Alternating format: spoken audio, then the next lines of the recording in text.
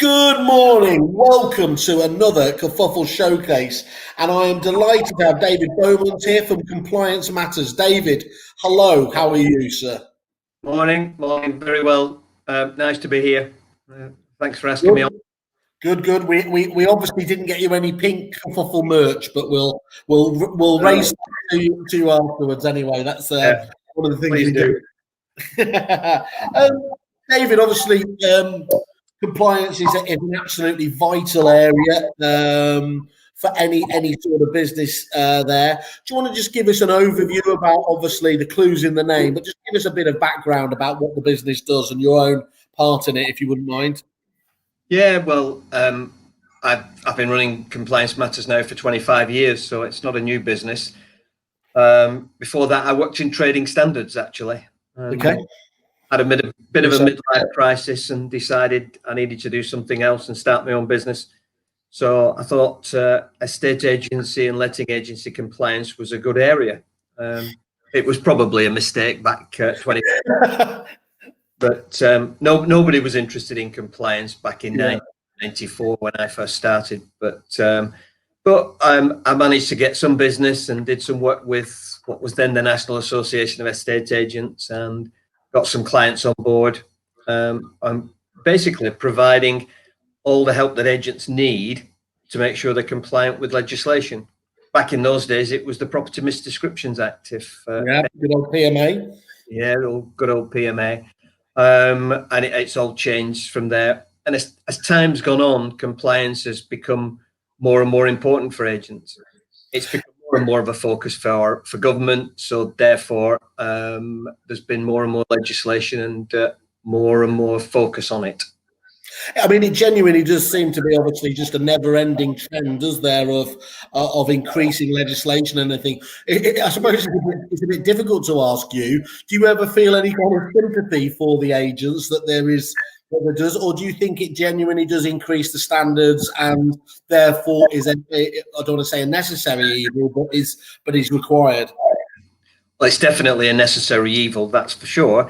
And I do have some sympathy for agents because the job is to list properties and sell them and find tenants, and compliance is a secondary issue. Yeah. In actual fact, estate agents are probably one of the most regulated professions there is around.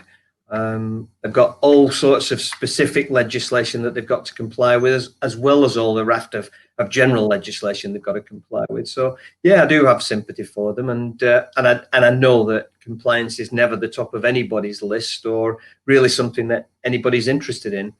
But what we try and do is bring it up that agenda a little, because it's important to get it right. Some of the penalties you can get if you get it wrong are very high, and it's increasing, well, all the time. It just never seems to end these days. Can I just ask you about one of the problems? I assume it's legality, but we're talking there about the TSOs and the trading standing officers, and there was a perception from a lot of the smaller agents that look, all they really do is target the larger corporates to get that big kind of the big headline there.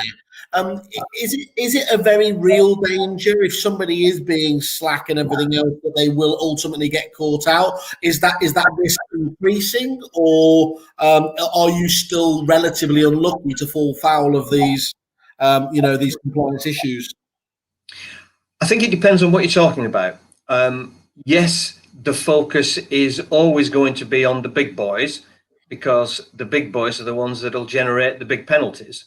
And you've probably seen, as everybody has, some of the publicity about the big penalties that HMRC have issued against the big boys for money laundering, non-compliance. But of course, that only goes so far. They get to a point where they can't chase the big boys anymore, and they start to have to then filter it down to the smaller agents. And our experience with the clients we've got is that that's what's happening. HMRC are filtering it down. The National Trading Standards and Estate Agents, National Trading Standards, Estate Agents and Letting Agents team are now focusing more on the smaller agents. The legislation puts the obligation on everybody, so therefore, it's becoming more and more important that you get it right.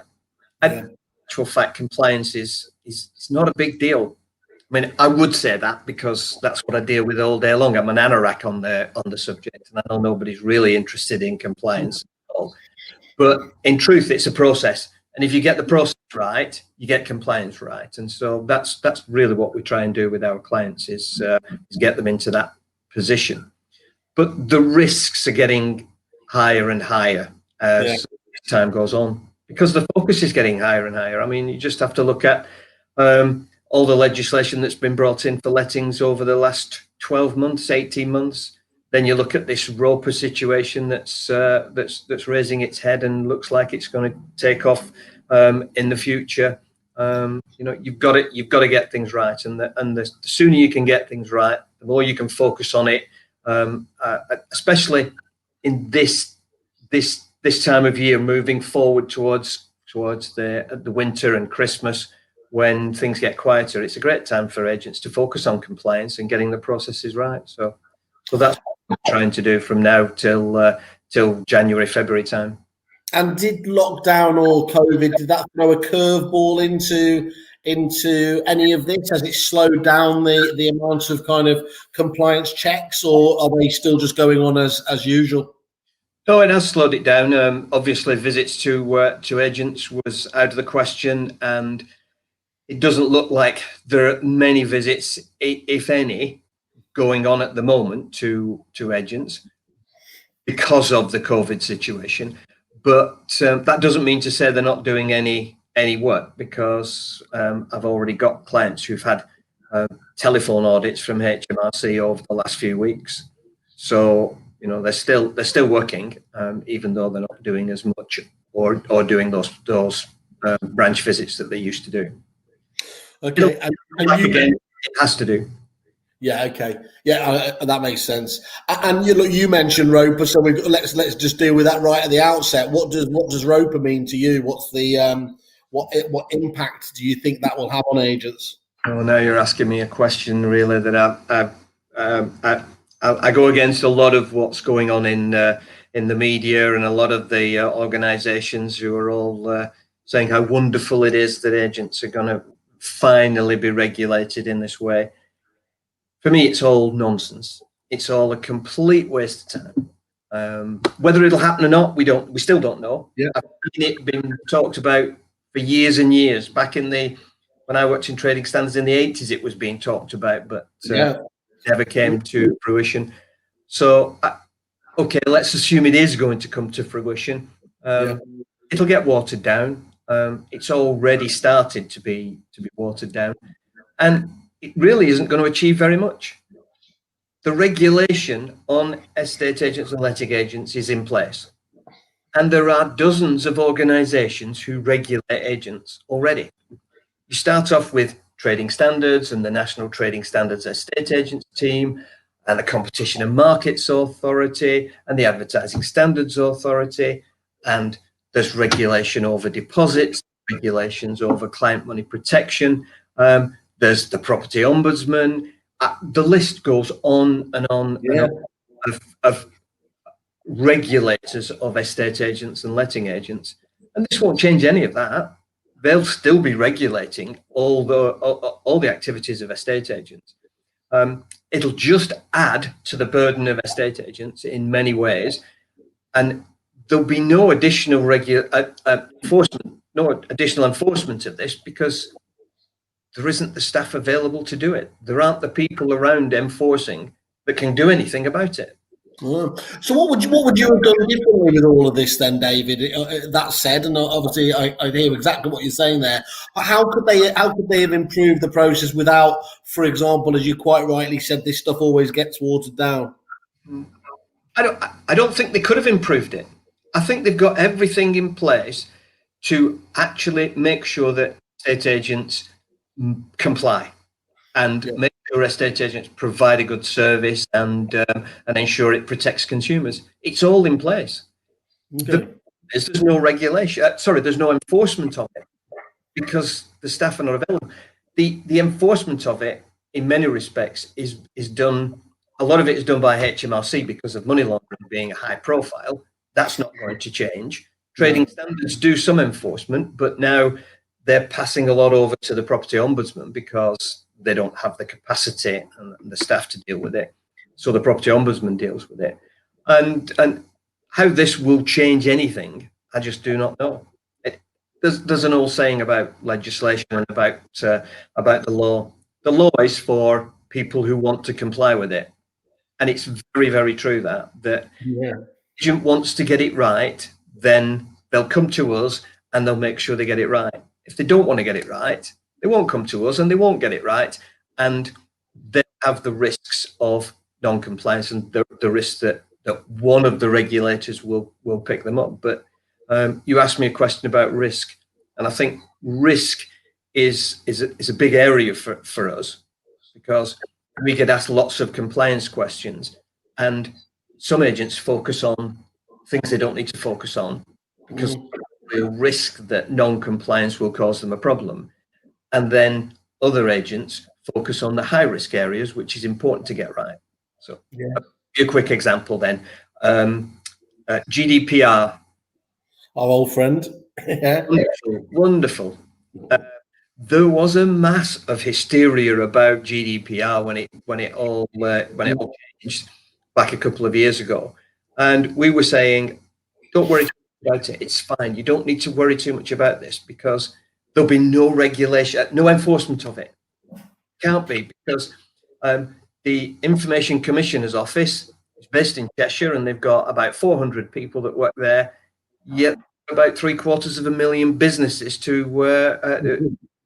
regulate and enforce, and so there's going to be very little attention on estate agents and letting agents. So get it right, and right was easy. You get your website information right, you get your privacy policy on there, you get your internal policies on data protection in place, and then you can ignore it. It was always focused on material breaches, wasn't it? You know, the real rogue agents, sorry, not just agents, but the rogue businesses were ignoring it pretty much slipshod, weren't they, in terms of their? Yeah, you look at who are the ICO, Information Commissioner's Office, going to focus on? They're going to focus on Facebook. They're going to focus on Google. They're going to focus on Barclays Bank, on Tesco's, on the big players in the marketplace who have masses of information on individuals and don't always use it in the way that they should. And then the ICO can issue big penalties, which we've all seen big penalties being issued against those guys. And has anybody heard of any penalties being issued against estate agents? Well, not to my mind. I really don't know of anything. David, how do you quantify that risk element that you were talking about before? So what a lot of people will do, obviously, who come at it from, let's say, the glitzy end of, generating leads and earning money from marketing there. Clearly, one of the huge dynamics of from the compliance end is avoiding those fines, and obviously they are out there. But given the propensity that they're actually being awarded it's quite difficult to really say, look, you are looking at, if you don't follow these rules, potentially a fine of XYZ per year if not done correctly. Is that one of your real challenges, that to get across to people what this can really, the damage it can do to a business? It is a challenge, yes, and lots of agents stick their head in the sand and don't take any and think that if they ignore it, it won't affect them, and sometimes it comes back to bite them. But it's all about the risk, and we will focus for our clients on the high risk areas. We'll give them everything they need for compliance, but we focus on the high risk areas. So when you look at some of the things we do for GDPR purposes for our clients, we have a pack that we supply to them that will get them to where they need to be, and then that, in essence, is the end of the story for those situations. When you look at money laundering compliance, different kettle of fish. That is very important to get that right because of the risks.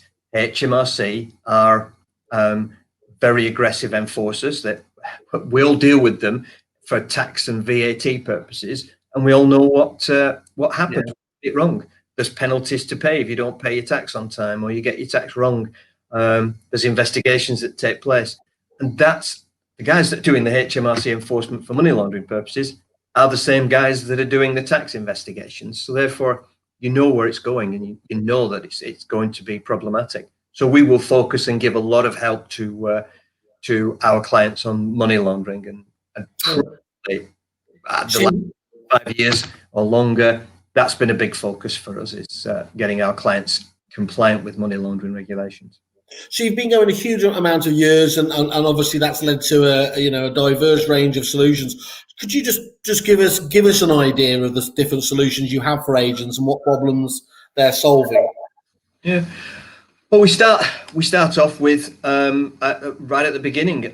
If you're new to agency, you need to make sure you get things right. So we start off at the beginning and say, right, these are the registrations you need to do in order to start your estate agency. Here's the information you need to have on display within your branch in order to make sure you're compliant.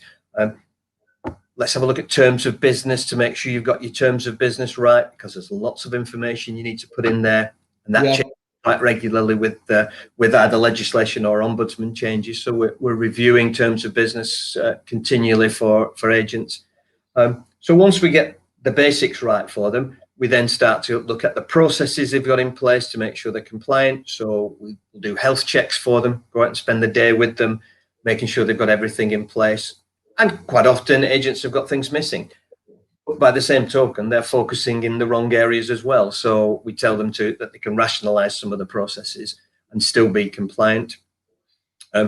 We'll do, for bigger agents, we'll do branch audits to make sure their branches are all compliant with the expectations that the head office have got. We provide our clients with compliance packs for various things. So if you want a GDPR pack, we can provide you one, and that will give you basically a run through of what you need to do and how you need to do it, and give you some standard documents that you can edit to get the right sort of things in place. So you've got an internal policy document or a privacy policy that covers what you need it to cover. We've got money laundering compliance packs, which will give you everything you need to make sure you're meeting HMRC's requirements. We do training. A lot of my work used to be face-to-face training. I used to be all over the country doing face-to-face training a few years ago, but then we set up online training. So 14 courses on our platform, which gives agents a selection of courses that they can give to the staff, whether it's sales or lettings, negotiators, listers, whatever. You can choose the courses that you want, and it's all done online, and they all get certificates, and it's an annual process so that everybody keeps up to date, and it is regularly refreshed on all the requirements they need. So that basically will give them an actual test to fill in, will it? They actually so, and then accreditation at the end of it. That's nice. Okay, good. Yeah, they get certificates at the end of each individual gets a certificate, and the company can log on and see where everybody's up to, and who needs to take various courses. And online training is the way forward. There's no doubt about that. Yeah, of course. Even if you put COVID to one side, everything is done online these days. So the online training is great, because it means you don't have to take staff out of the business. They can do it at quiet times. A lot of the people on our system, we've got 8,000 individuals who train through our system. A lot of them do it at weekends and in the evenings, because they can log on anytime and take the courses. They can retake the course whenever they want to do, if they want refreshers. So it's definitely the way forward for training. Just fits into that whole Netflix lifestyle, doesn't it? Though it's delivering content at a point when you're ready and is convenient for you.